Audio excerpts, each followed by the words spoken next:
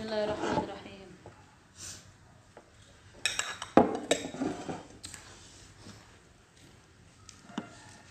A'udzu billahi minasyaitonir rajim. Bismillahirrahmanirrahim. Walaqad khalaqnal insana wa na'lamu ma tuwaswisu bihi nafsuhu wa nahnu aqrabu ilaihi min hablil warid. Afa'ayina bil khalqil awwal bal hum fi labsin min khalqin jadid. Sebelumnya jelasin apa Pak kemarin? Lapisin ya. Apa kondisi lapis itu kondisinya seperti apa? Panjang lebar loh Umi bahas kemarin. Kondisi lapisin itu kondisinya seperti apa?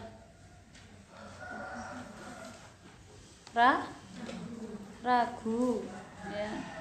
Tetap ragu, masih wis didatangkan yang dia tantang untuk didatangkan ya. Apa?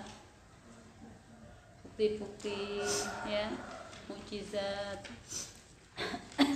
ayat yang nyata, itu tetap baik dalam kondisi ragu, karena yang dipakai adalah akalnya, dan baginya itu tidak masuk akal, ditambah meneh ati sombong, ora trimo sing ngomong bocah kuwi gitu ya. Sing digawe akale atine diiseni perasaan ora apik. Ini dampak dari sistem pendidikan yang apa Mbak?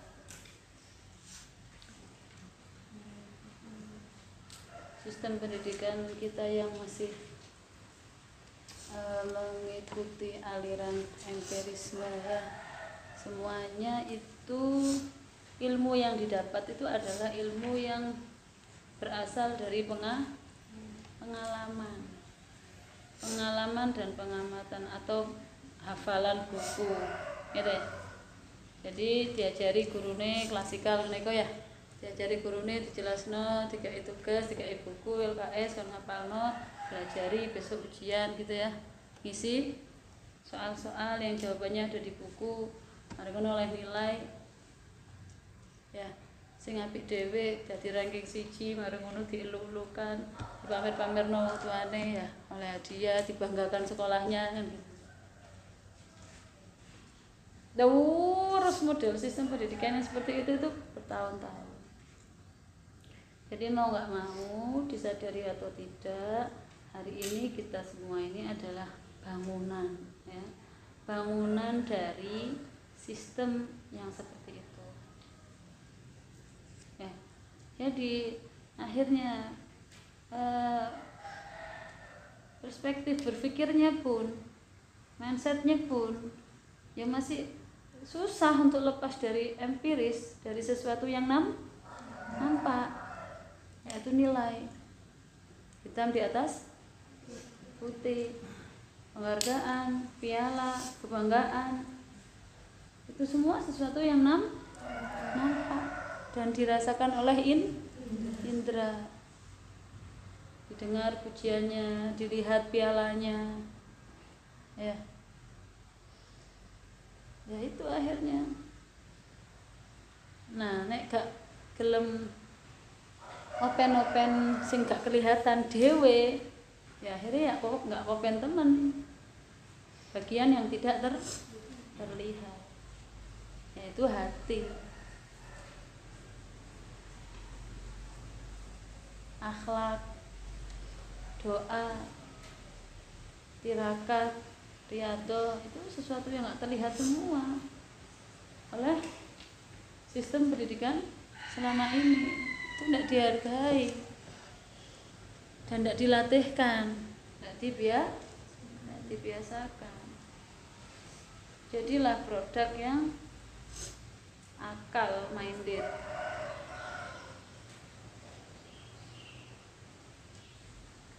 Ya materi oriented, materi akhirnya jadinya kayak hari ini ya, rusak-rusakan kabeh wis wis pokoke ndek-ndek rame. Terus muga-muga selamat nih Gusti Allah ya, negara Indonesia rakyat tercinta ini mudah-mudahan selamat. Diwelasi Gusti Allah, diparingi kawelasan dari Gusti Allah, jadikan selamat negaranya, selamat pejabatnya, selamat rakyatnya. Amin. Al-Fatihah. A'udzubillahi minasyaitonirrajim. Bismillahirrahmanirrahim. Alhamdulillahirabbil alamin arrahmanir rahim maliki yaumiddin. Iyyaka na'budu wa iyyaka nasta'in ihdinas siratal mustaqim. Siratal ladzina an'amta 'alaihim ghairil maghdubi 'alaihim waladdallin. Makanya nggak salah ya kalau ketika Al-Azhar Kairo mengadakan sebuah penelitian, ya, mahasiswa sana mengadakan penelitian tentang spiritualitas.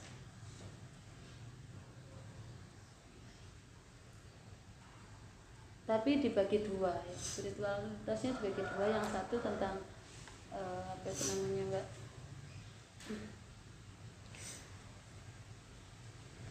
Tentang simbolis atau seremoni ya, seremoni keagamaan. Seremoni keagamaan itu Indonesia menempati rating tertinggi.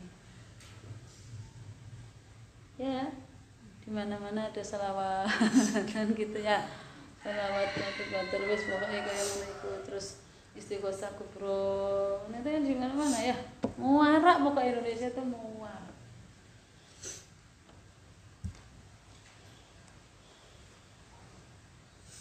Tapi ketika seremonial yang sifatnya agama ya, sifatnya seremonial agama sebagai simbol-simbol agama itu termarak di dunia ya.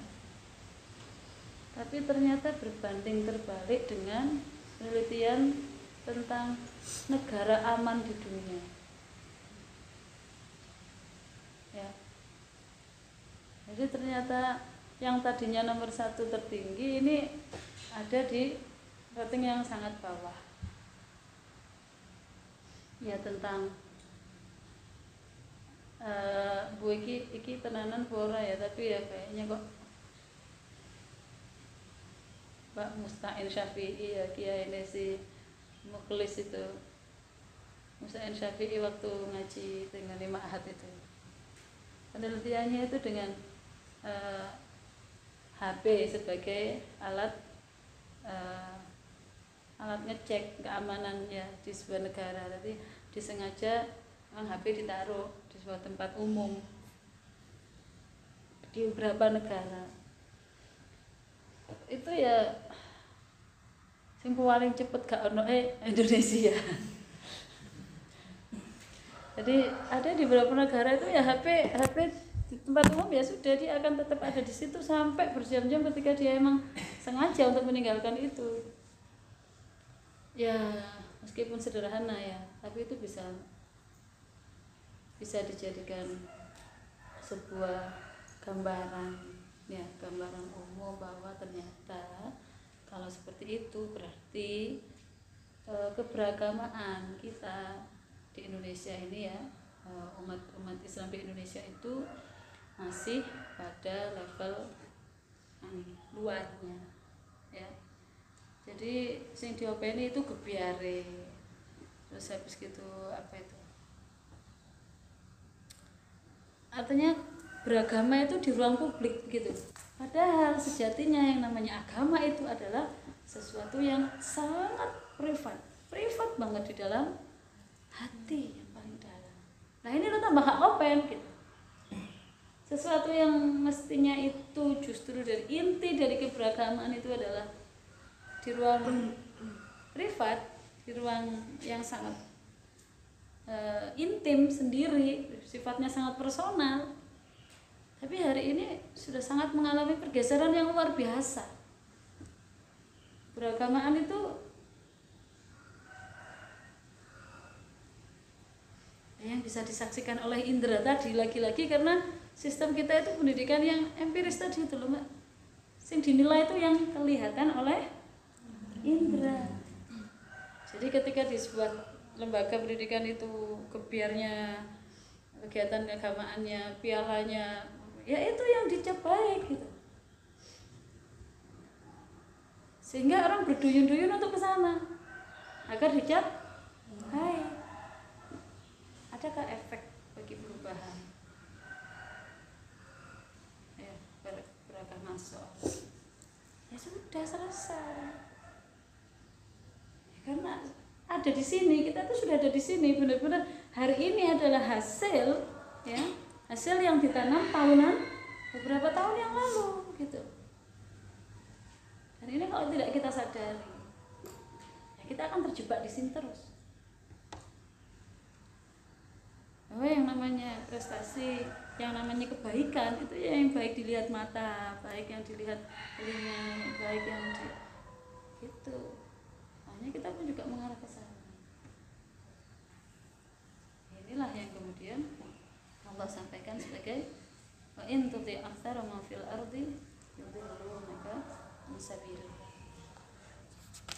Sampeyan melok-melok mayoritas orang, ya sampeyan bakal tersesat dari jalan Gusti Allah. Dan sedihnya ini baru terangan-angan tadi, baru terangan-angan, bukan tak angen-angen ya, terangan-angen tiba-tiba muncul, masya Allah, ya keprihatinan yang mendalam.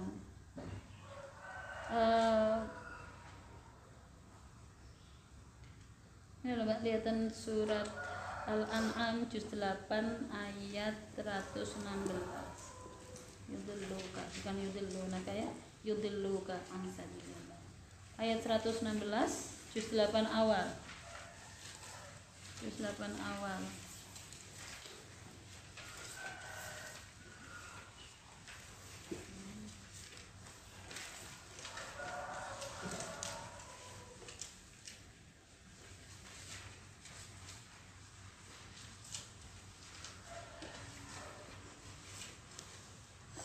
Dibaca bareng-bareng, sudah ketemu 116. 1 2 ta'awudz basmalah bersama.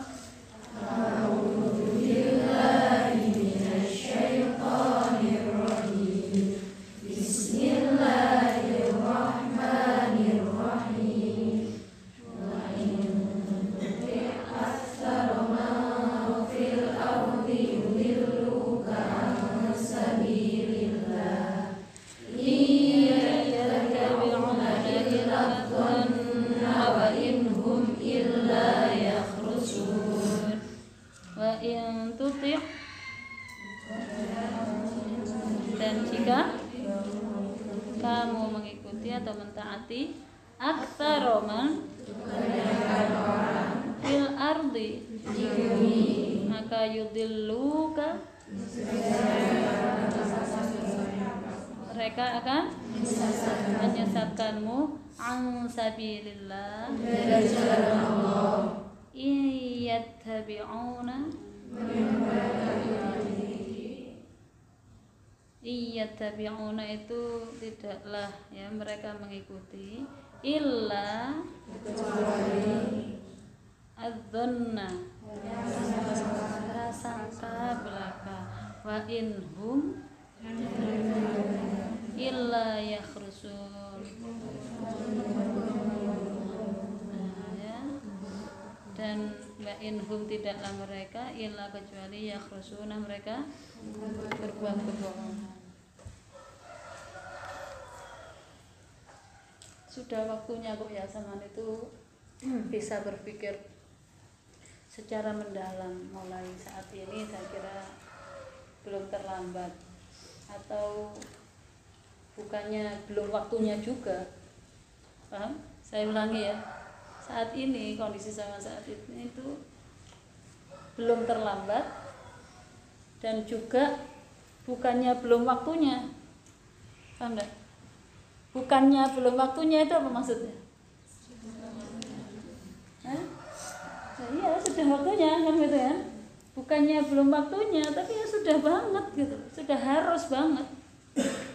Sampean belajar untuk berpikir, nah, betapa setan itu sangat canggih gitu untuk memasuki alam pikir kita, alam hati kita yang paling dalam, dan itu sifatnya sangat lembut banget, gak kerosok kadang-kadang.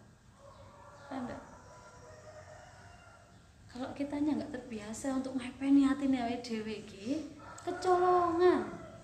Kan? Kecolongan. Kita itu dalam kuasa setan tadi itu, tapi kita nggak ngerasa. Apa gak karek getun nih di akhirat masa dibuka no kabeh Gusti Allah catatan yang sesungguhnya.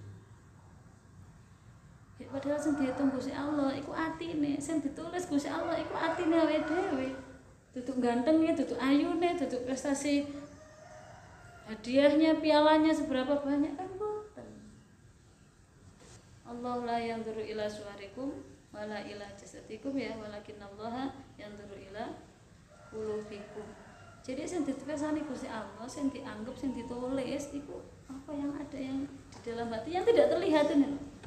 Yang sifatnya sangat private ini. Kalau nggak kita diskusikan kayak gini ya kan, kita nggak ngobrolin kayak gini segamblang-gamblang ya, dia nggak paham. Nah, dibanding dengan tahunan, belasan tahun kita belajar untuk membentuk sebuah bangunan mindset yang dunia oriented ya, gimana kalau nggak kita sendiri yang merubahnya? Dan lagi-lagi saya dapat ilmu banyak dari ngajar filsafat itu ya. Ya tak angen-angen gitu loh. Socrates itu berhasil gitu loh. Berhasil merubah mindset yang sudah sedemikian parah. Ya. Yang sudah sedemikian meninggalkan agama. Kemudian kembali lagi mengimani agamanya itu dengan cara kayak gila, dengan cara diskusi kayak gini, bukan dengan cara pemaksaan, bukan dengan cara otoriter, ya kekuasaan, tidak. Karena apa? Yang didapatkan dari dialek begini ya, diskusi seperti ini itu yang didapatkan adalah kesadaran, berkesadaran dari dalam hati sendiri. Oh iya ya, oh iya ya, akhirnya oh iya itu loh yang menjadikan orang itu akhirnya benar-benar berubah bagus dari sesuatu yang sangat prinsipil, apa itu ya, dari hatinya gitu, dari hatinya, dan ini nanti akan tumbuh akan besar, akan menjadi sebuah prinsip yang kuat dan sifatnya permanen kalau itu muncul dari hatinya sendiri. Beda kalau karena kekuasaan orang sekitar sampean misalnya ya. Misalnya guru sampean wajibkan, pondok sampean wajibkan, kalau nggak gini sampean ada hukuman kayak gini, ada hukuman kayak gini. Ya yang dilakukan pun karena menghindari hukuman. Ketika hukumannya sudah tidak ada, misalnya sampean di rumah, kan nggak ada hukuman tuh. Ya sudah, akan balik meneh pada aslinya bagaimana hati ini menumbuhkan nggak apik kok sih an.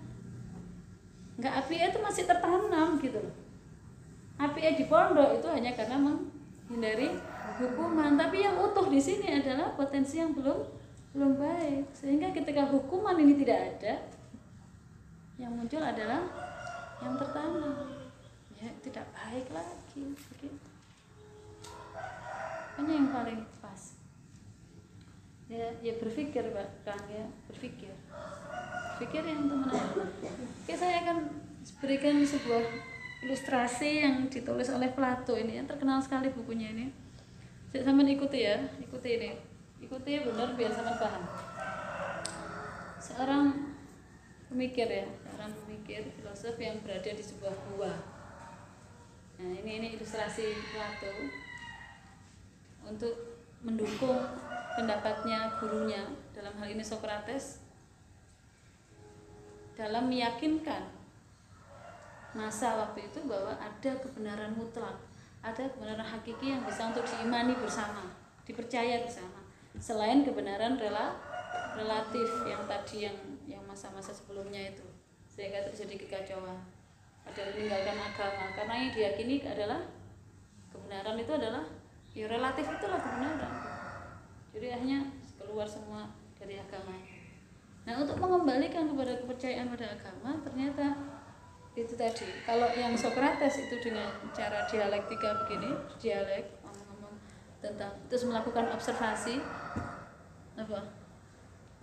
memberikan pertanyaan kepada banyak orang itu, dan ternyata ada ketemu titik temu jawaban dari semua banyak orang yang berbeda-beda itu, ternyata ada jawaban yang sama. Nah, ini adalah kebenaran yang sifatnya universal atau umum.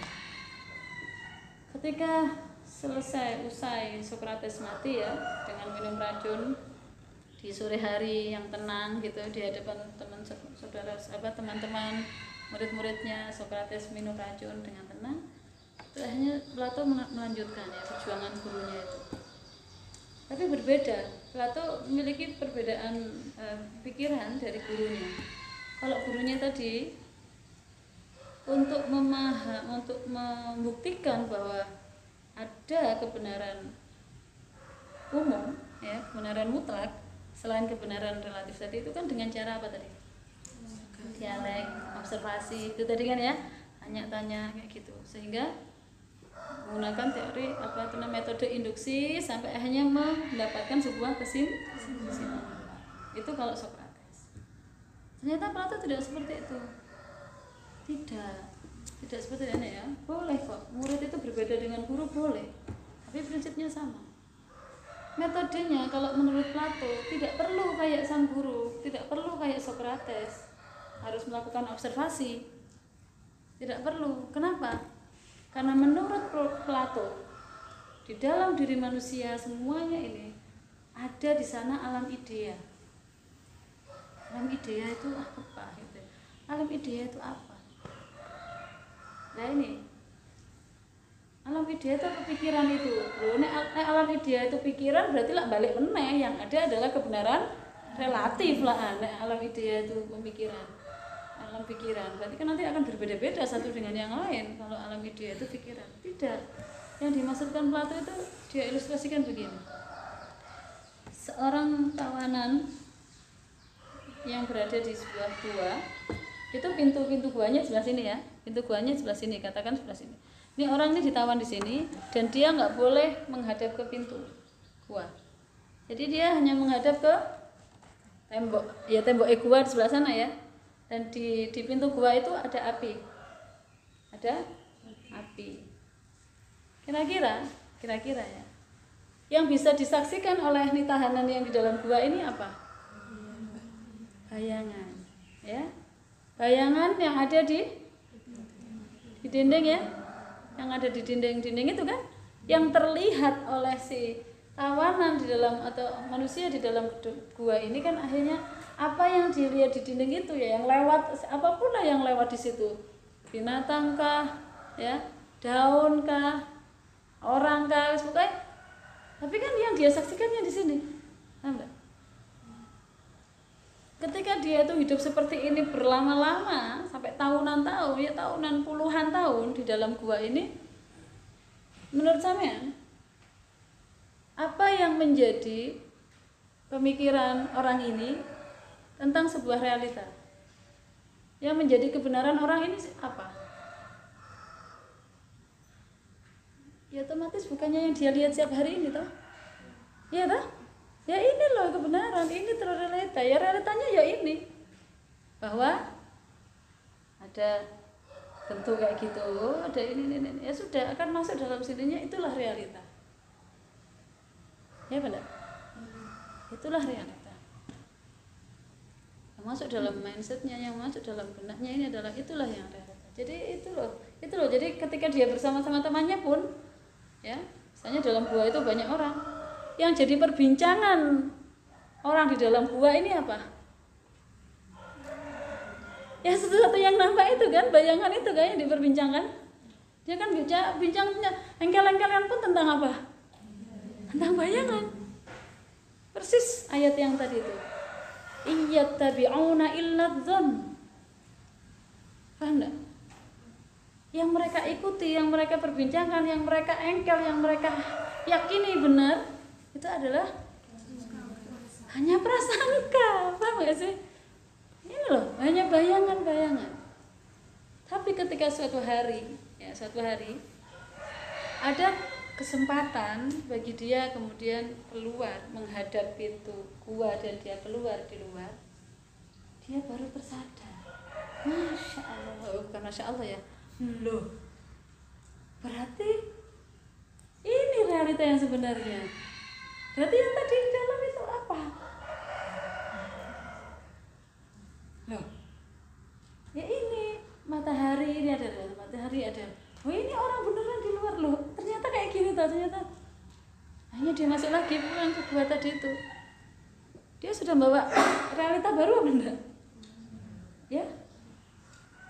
Berbeda apa sama dengan yang puluhan tahun dia dapatkan selama ini? Berbeda sama sekali. Ketika dia masuk, wes dikunci lagi. Filosof ya, filosof. Ya filosof hanya dia yang membawa perubahan kan ya, sesuatu yang berbeda dengan yang lain kan. Nah, menurut sampean, ketika nih orang menyampaikan sesuatu yang dia dapatkan di luar kepada teman-temannya yang ada di gua itu tentang apa yang dia saksikan di luar, menurut sampean apa respon teman-teman yang ada di gua? Percaya nggak? Ini loh Mbak. Alam idea itu, ya, alam idea itu yang dimaksudkan ya filosof yang telah keluar dari gua ini. Jadi di sana ada alam idea gitu. Dalam diri kita itu selain alam yang tadi itu yang kita persangkakan sebab sangkaan tadi itu, di sana ada sebenarnya alam idea di dalam diri kita. Yaitu menurut saya ya saya artikan itu adalah alam Tuhan. Kan? Kalau bahasa tasawufnya itu adalah lahud, potensi ilahiyah. Paham?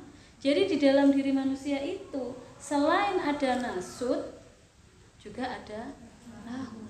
Ada potensi manusianya yang tadi itu relatif, ya, tapi juga di sana ada lahud yang di sana mengusung kebenaran mutlak, kebenaran umum yang itu bisa diyakini oleh, kalau mau mengiyakan, mau duduk sejenak, berpikir, merenung, pasti ada nilai-nilai kebajikan dalam diri manusia masing-masing. Ya benar? Paham enggak? Gitu aja sebenarnya. Nah ini luar biasa ya. Si Socrates punya murid yang sedemikian. Ini namanya berpikir mendalam. Jadi kalau begitu, ya layak kita itu tersenyum, malu seharusnya. Ya. Ya sebagaimana Umi akhirnya terus izin ambek Gusti Allah ketika kemarin marah-marah begitu ya. Kok aku mulai ngarep tuh mangan opo kayak gitu loh, kalau uangnya Bu ya yang tinggal sedikit itu juga dimasukkan untuk ngangsur BSM ini. Kan kayak marah karena apa? Yang dilihat adalah bayangan ini gitu, yang dianggap adalah bayangan yang lewat, yang dia yakini realitanya seperti itu. Ternyata ada realita yang selain ini tadi, realita yang hakiki, realita alam Tuhan, logika Tuhan. Ya Mbak, dan itu sering tidak sama dengan logika manusia, sehingga hidup tidak linear. Ya, makanya hidup itu tidak linear. Koyok-koyok anaknya wong gak duwe lawase. Nah, enggak gitu tuh. Iya, sudah banyak sekali Dahlan Iskan anaknya sopo, saiki dadi wong. Ya. Enggak linear hidup itu. Karena ada logika Tuhan di sana. Selain logika matematis manusia. Ahli sodako, miskin, atene. Itu logikanya siapa? Ya logika Tuhan di sana. Alam idea, ada alam idea di sana. Yang ini baru bisa dipahami, bisa dimengerti bagi orang yang memang benar-benar belum punya kesempatan keluar kayak tadi itu ya, melihat realita yang sebenarnya. Ya setidaknya mau mendengarkan dulu orang yang sudah pernah diberi ilmu ini gitu. mendengarkan dulu terus dia ngenangen begitu. Ya wis ngono wae. Terus berusaha mempercayai dulu sebelum tahu buktinya. Wis tak percaya dulu gitu. Itu penting itu. Ya. Guru kan begitu berguru itu. Ya, tapi ya harus selektif ya, milih guru yang seperti apa.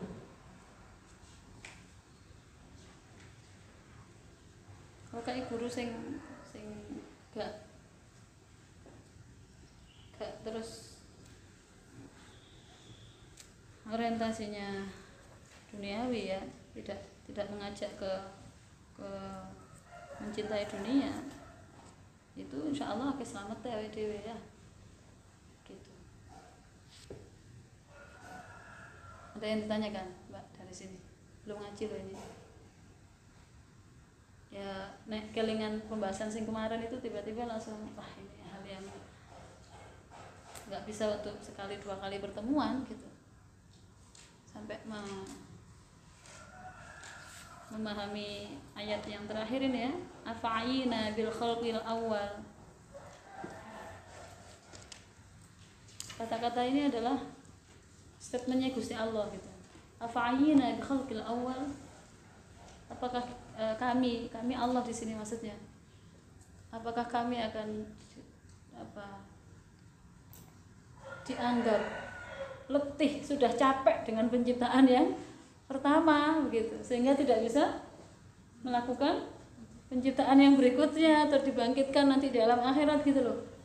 Apa kami ini dianggap seperti itu, sudah capek dengan penciptaan yang pertama gitu, proyek menciptakan manusia yang pertama dulu gitu.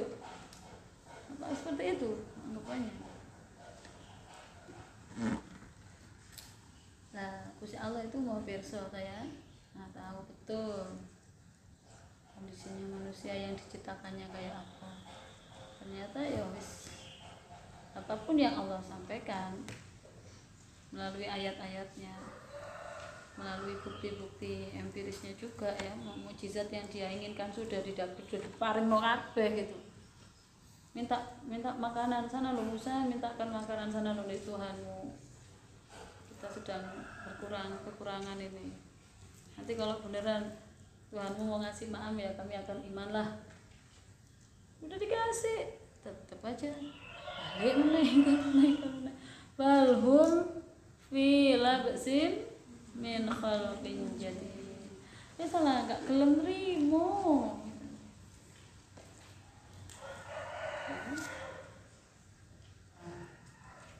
Ada pertanyaan enggak? Monggo silakan Mbak Fitri. Ayat 16 itu kenapa manusia, bagaimana kita bisa mengetahui ini bisikan nafsu secara pribadi atau nafsu yang diiringi dengan bisikan syaitan.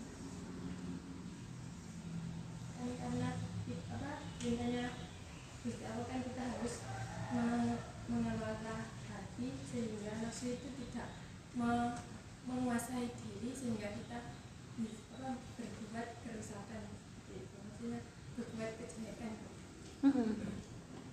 Ya betul. Jadi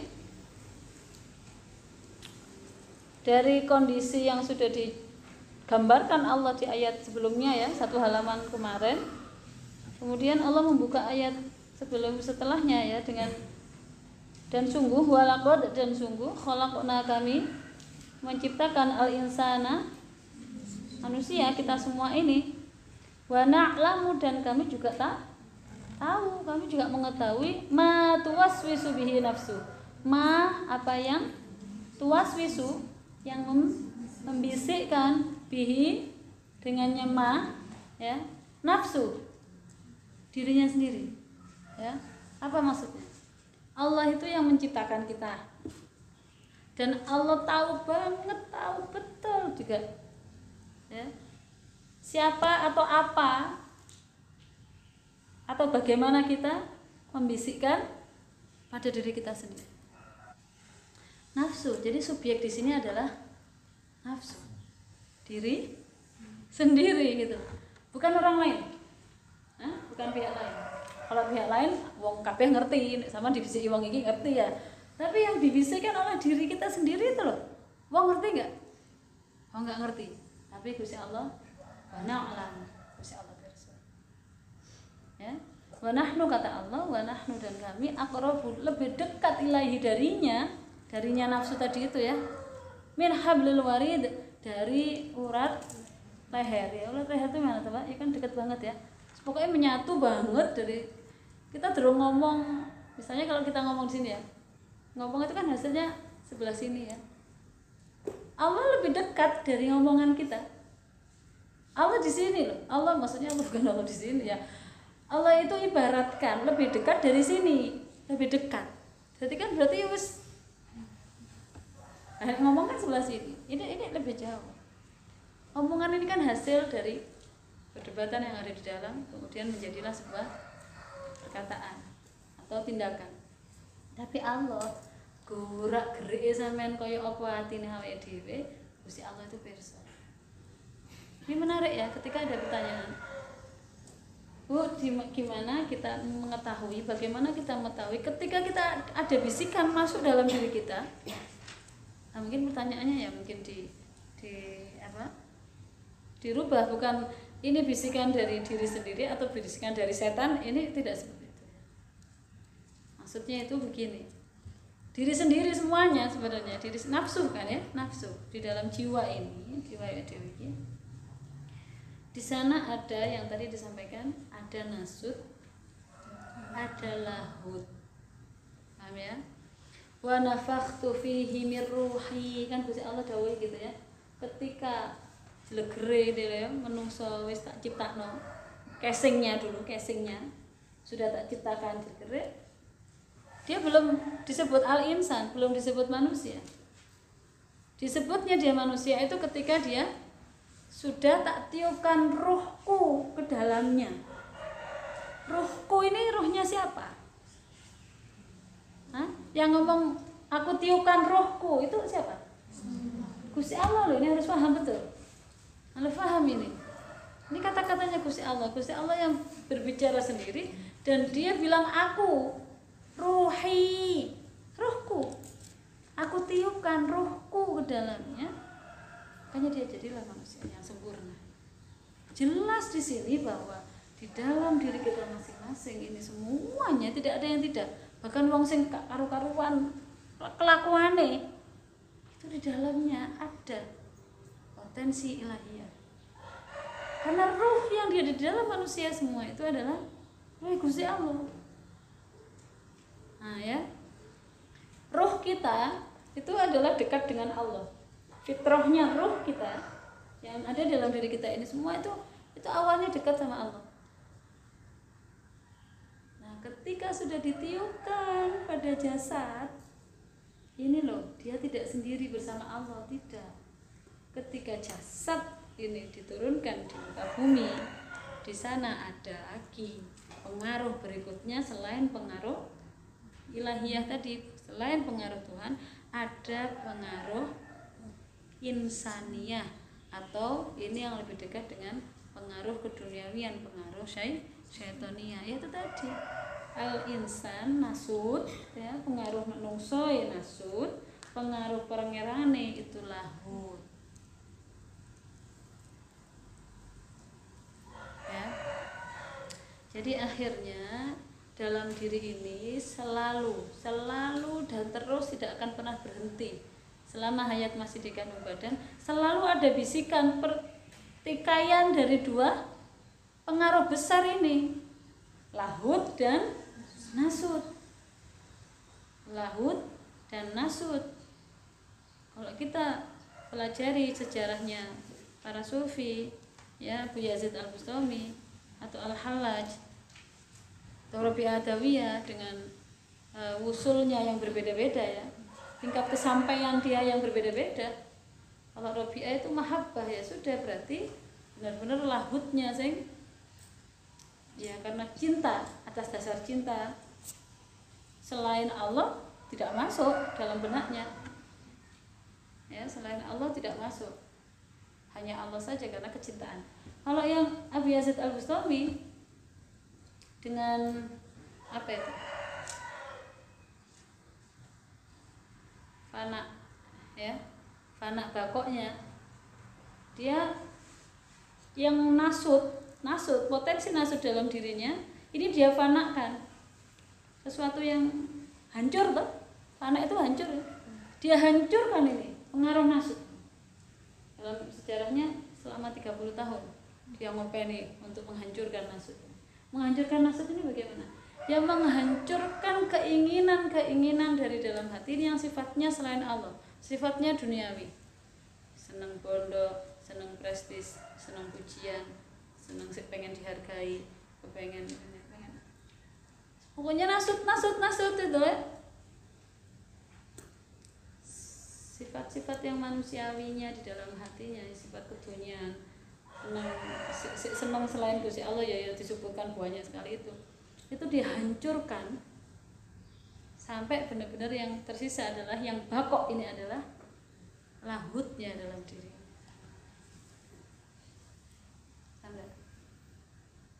Akhirnya jadilah dia ketemu, bisa bersatu dengan Gusti Allah, tapi bukan lahutnya Gusti Allah, tapi nasutnya Gusti Allah gitu loh. Kita sebagai manusia itu pun juga punya nasut, punya lahut. Gusti Allah pun juga begitu. Gusti Allah punya lahut, punya nasut. Jadi ketika Abu Yazid Al-Bustami kok kemudian terjadi ittihad, bukan ittihad ya. Kalau bahasanya ittihad itu al-halaj, ittihad itu menyatu ya. Ketika manusia kok bisa bersatu dengan Tuhan, ini gimana? Nggak mungkin gitu. Kan ini berarti kayak merendahkan Gusti Allah gitu loh sebagai Tuhan. Nah, ini yang perlu dipahami. Dijelaskan besar ya di buku-buku tebal itu bahwa yang bertemu itu adalah potensi ilahiyahnya manusia dengan potensi nasut dari pangeran. Jadi masih utuh kehebatan Allah dalam ilahiyahnya. Halus gue pokoknya nanti sama tahu kerungu ya. Paham ya? Jadi itulah yang menjadikan bukan hal yang nggak mungkin bagi manusia itu bersatu dengan Allah, tapi bukan bersatu zatnya, bersatu potensi kemanusiawiannya Allah gitu loh. Allah juga punya nasut sehingga bisa dekat dengan kita manusia, tapi ilahnya Allah, sifat keilahannya Gusti Allah tidak terganggu oleh apapun, tidak kemudian disamakan, kan la syarikalah walam yakul lahu kufuwan ahad, kan gitu, tidak ada sekutu bagi Allah satupun. Nah kalau Abu Yazid Al-Bustami bersama Allah kan berarti kayak ada sekutu selain Gusti Allah ada Abu Yazid, kan gitu, bukan seperti itu. Nah, ala wis kabeh penting rumah di sini, kula suwe-suwe paham dene. Yang penting dewe di dalam memahami ayat ini bahwa Allah yang menciptakan kita ya, dan Allah tahu apa yang dibisikkan oleh diri kita di dalam hati ya. Jadi jangan main-main dengan bisikan yang ada di dalam hati. Jangan merasa aman ketika bisikan hati kita ini sudah mulai melenceng. Jangan merasa kok sudah jero hati terus loh. Justru yang jero hati kuwi Gusti Allah wis pirsa kok. Sing dianggap ya sing kuwi. Gitu. Karena Allah itu dekat banget sama ya, lebih dekat dari min hablil warid tadi itu. Lebih dekat dari ini. Mana yang lebih dekat dari ini lagi? Ya, kita bisa bayangkan betapa pergerakan hati kita kayak apapun, Gusti Allah merekam semuanya. Ya oke lah. Dari sini yang diharapkan ya, diharapkan dari ngaji ayat 16 surat Qaf ini ya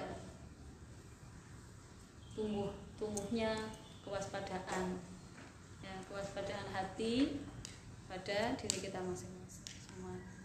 Kewaspadaan aja ketika hati mulai menceng ya, mulai ada rencana-rencana jahat, rencana-rencana tidak baik, rencana lawes ketok aku paling gak ngerti sale. Oh alhamdulillah api ya renek, oh mau pilih kayak enek, oh alhamdulillah gampang, oh nggak usah melok jamaah. Itu kan biar rene ae kok. Ya itu bisikan ma tuwaswisu bihi nafsu. Allah pirsa. Jadi artinya gini Mbak ya Kang ya, karena menurut Umi betapa pentingnya kita itu menyadari sesuatu yang hakiki ini tadi ya, dibanding prestis gebiare pondok ya, ini jauh lebih penting menurut Umi Abu ya, bahwa belajar mengenali, mengetahui sesuatu yang hakikat dan mencapainya itu jauh lebih penting dari gebiare yang lain-lain pondok ini ya. Prestasi-prestasi yang sifatnya dohir ya, terkenal, pondoknya gede atau apalah itu bentuknya, itu enggak penting.